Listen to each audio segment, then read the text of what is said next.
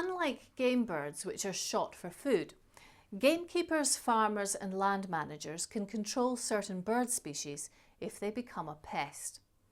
In some situations, crows, gulls and pigeons can cause damage to agriculture, spread disease, and cause problems for other wild birds by eating eggs and chicks. In some places, pest birds can be frightened away by scarecrows and loud bangs. If this doesn't work, pest birds can be trapped live and unharmed with a larson or crow cage trap. Once caught, the pest bird can be humanely killed and any other birds caught released unharmed. Traps must be checked at least once every 24 hours. Here, an estate keeper explains how the trap works. Here we have a larson trap. This is a legal method of catching crows. We especially use them for catching carrion crows which go about in pairs. And this is a decoy bird which is used to try and draw in the pair of crows and to catch them.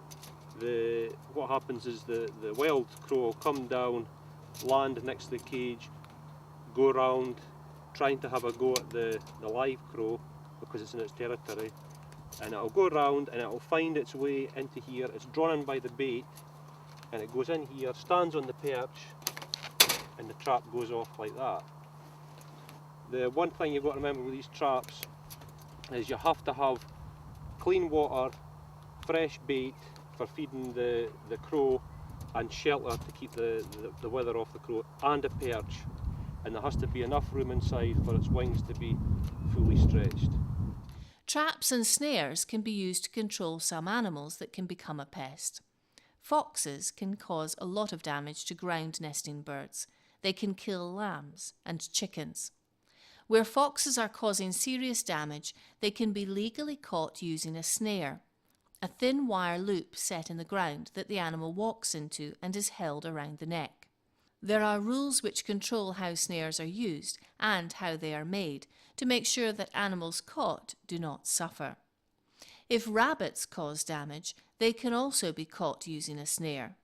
Snares must be checked at least once every 24 hours, and other animals such as badgers released unharmed. Pest animals, foxes and rabbits, must be quickly and humanely killed. Snares are not effective for smaller pest animals such as rats, stoats, weasels and grey squirrels, so a spring trap can be used instead. Spring traps are really just large mouse traps that are designed to kill an animal straight away when they go off. Spring traps don't need to be checked every 24 hours because when they go off, the pest animal is killed. But there are a few rules when using these traps to make sure that they only catch the pest animal and nothing else. Spring traps must always be set in a tunnel to stop other wild animals or even dogs, cats and people from stepping on them by mistake.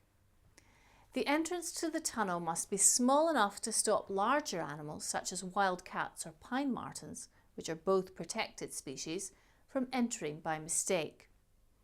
It is only when these simple rules are not followed that things can go wrong, with cases of domestic cats, otters and pine martens all being caught and killed.